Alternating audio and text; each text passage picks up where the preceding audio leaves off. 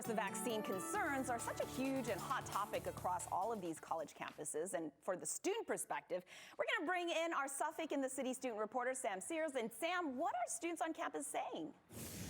Good morning. Well, as the school year and the semester draw to a close, Suffolk University students are making their voices heard on a big issue ahead of next school year.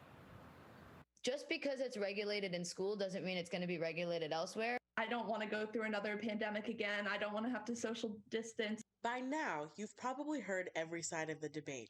To vaccinate or not to vaccinate? If I'm going into a McDonald's or I'm going into a grocery store and I don't need to get a vaccine to get into the grocery store, what's so much different than going into my school wearing a mask, sitting 6 feet apart, and being unvaccinated? While senior Sam Schnell cites personal choice, I don't think that it should be required for everybody to get a vaccine because it's a personal choice at the end of the day. I definitely want vaccines to be mandatory at Suffolk. I think partying is kind of inevitable. Anna Jacques Haberly is worried that herd immunity won't be built up without vaccinations. I don't want to see any of my classmates get really sick or die. I think that's really scary. After a poll of students, the Student Government Association voted this week to recommend mandatory vaccines for the fall of 2021. I think it would be really good for Suffolk to encourage people to kind of do the right thing and just make sure everyone's kind of staying healthy and safe.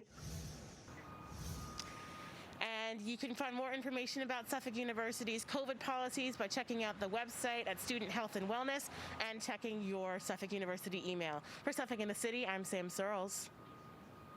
And you could see some people out there in Boston definitely wearing their heavier coats this morning. I had to wear my winter coat, bring it back out, Denise, when I walked the dog.